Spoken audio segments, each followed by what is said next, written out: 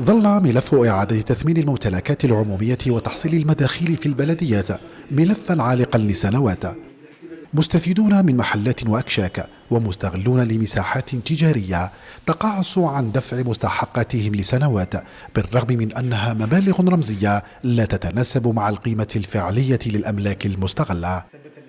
اليوم نحن مع واقع يجب التعامل معه بجدية، وهو تثمين أملاك الدولة العمومية والخاصة. حقيقة هناك تراكمات عديدة لعدة سنوات، وحان الوقت لتدارك هذه الوضعية، حيث هناك العديد من المستفيدين من هذه الأملاك لم يسددوا ديونهم لأكثر من 10 سنوات، وحتى الناس اللي راهي تدفع في القيمة المالية ما راهيش تتناسب مع القيمة العقارية للملك العمومي.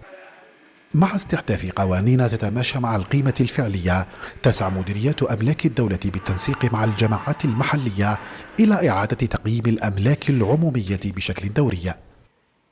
كنا تلقينا عشرات الملفات من أجل تحديد القيمة الكرائية أو القيمة التجارية لهذه العقارات. اللي بري هذو يعني الدولة ديرهم بصفة دورية كل 6 أشهر من أجل تحيين هذه القيم ومن أجل تثمين مداخيل الخزينة العمومية وكذا خزينة الجماعات المحلية.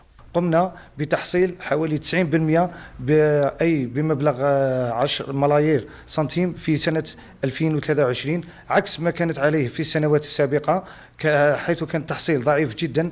ونعمل على تحصيل كذلك باقي الأملاك بإعادة تقييم هذه الممتلكات، وذلك بالتنسيق مع مديرية أملاك الدولة وتوجيهها إلى التنمية المحلية. بات من الضروري على البلديات الخروج من نهجها التقليدي في التسيير والتحول إلى هيئة اقتصادية خلاقة للثروة لتتمكن من تمويل ذاتي للمشاريع التنموية والتخلي عن ثقافة التمويل الريعي.